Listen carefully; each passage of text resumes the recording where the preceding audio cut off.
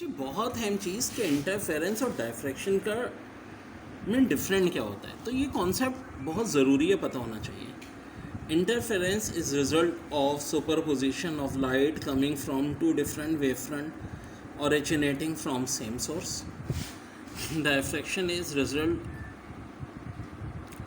of superposition of light bracket में secondary wavelength coming from different parts of same wave front. यानी देखो, हम क्या कहते हैं, इंटरफेरेंस रिजल्ट है superposition of light coming from two different wave front originating from same source. और diffraction क्या है भाई? Result of superposition of light secondary wavelength coming from different part of same wave front. तो पहली तो यही बात हो गई, ये एमसीक्यूज इस पे भी आ सकती है।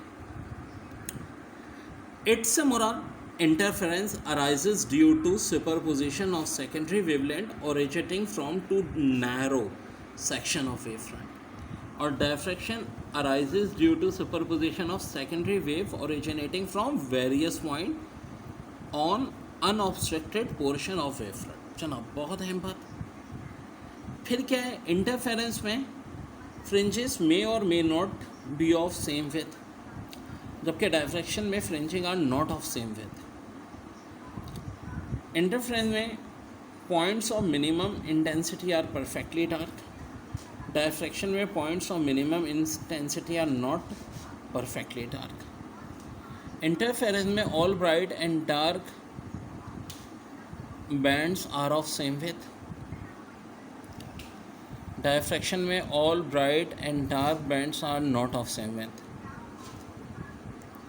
Interference में amplitude is modified by superposition of small number of beam. Diffraction में amplitude is modified by sum of disturbance from portion of wavefront. Interference में क्या है, is possible without diffraction. Diffraction is interference of deviated wave. ये बड़ा important है। यानी interference के लिए तो डायफ्रैक्शन की जरूरत नहीं है, डायफ्रैक्शन होता ही क्या है, इंटरफेरेंस ऑफ डेविएटेड वेव्स।